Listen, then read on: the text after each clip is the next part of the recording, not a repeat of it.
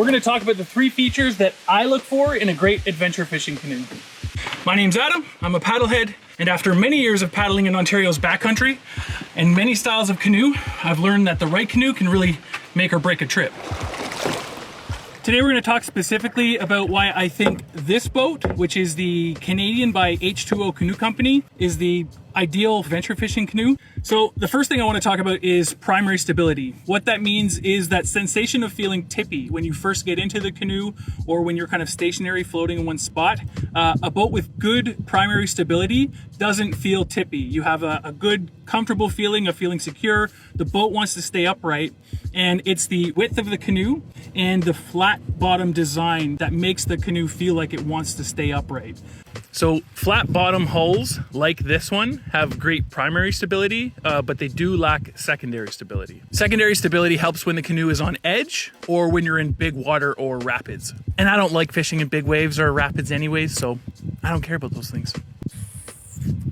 So standing up in a boat like this does take time and practice, but the reason I can do it is because of how stable the canoe is, which is excellent for fishing, especially by yourself. I've been on fishing trips where the boat is not that stable feeling, and it's really distracting. When I'm fishing, I just want to focus on my line and what I'm doing when I'm fishing. I don't want to think about how comfortable I feel in the boat.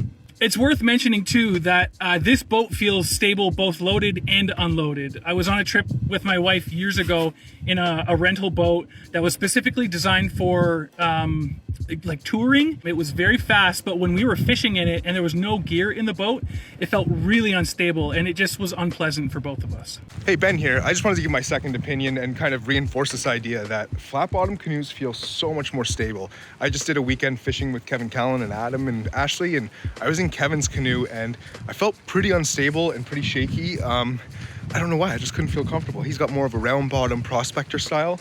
With this flat bottom, I could sit in this thing all day and not worry about my back getting tired or feeling like getting uneasy and unsettled. It's like the Cadillac of canoes. It's like the Cadillac of fishing canoes. That's right. Yeah. Also, I do want to mention, just in case you're in the Kingston, Ontario area, I bought this canoe from Frontenac Outfitters, and they will actually allow you to test paddle a boat so you can get an idea of what different hull shapes feel like. They've got a private lake, and all you got to do is go there, talk to them, and they'll get you in a boat so you can try it for yourself. The second feature that makes this boat really awesome for adventure fishing is the width, or the beam. The beam basically means the widest part of the boat.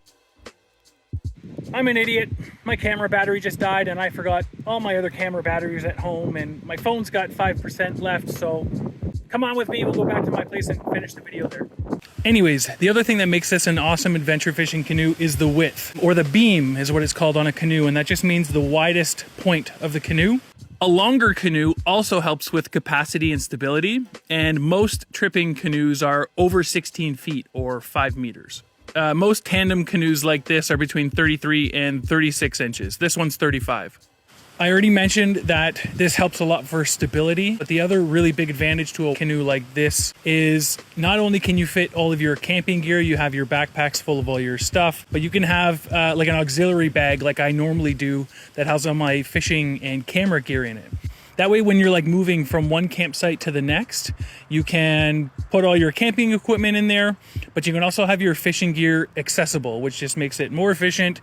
And in between sites, if you want to make a few casts or change some lures, you're not digging underneath things or trying to find where all your gear is. You can lay it out in front of you. Okay, so the third thing you want in a good adventure fishing canoe is to be able to track straight. Tracking, also known as directional stability, refers to how well a canoe can maintain a straight line.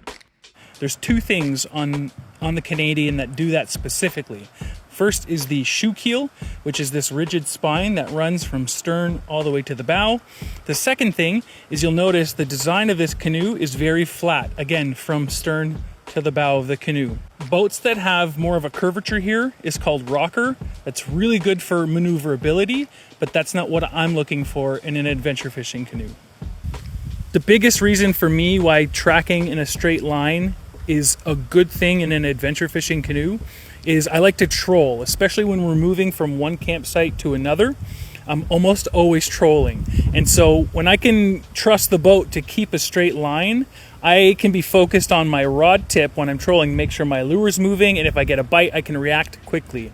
I don't have to focus on trying to keep the boat in a straight line as much. You still need to work to keep the boat in a straight line, but this design helps this boat want to stay in a straight line. I was gonna give you a little tip on a paddling technique that specifically is going to help you keep the boat in a straight line even more. It's called the J stroke, but my battery died and I'm not on the lake. So Kevin Callan, who is a friend of Paddleheads and an author, an educator, if you don't know Kevin Callan, look him up. He's an amazing guy, but he has an awesome video and he actually taught me how to do the J stroke with that video. So I will link that video in the description and also up in the top corner. Check that out, but do the J stroke with this boat. It's gonna help you keep a real straight line. All those things come together to make the hull of what I think is the ideal adventure fishing canoe. If you want to see me take this boat from ideal to ultimate, click the link and watch that video right there where I mod this canoe to make it the ultimate adventure fishing canoe. That's all. Thanks for watching. Stay tight. What are you doing, Carl? Come here, bud. What are you doing? Oh, hi, buddy. You want to say hi? Say hi. Yeah. That's Carl, my cat.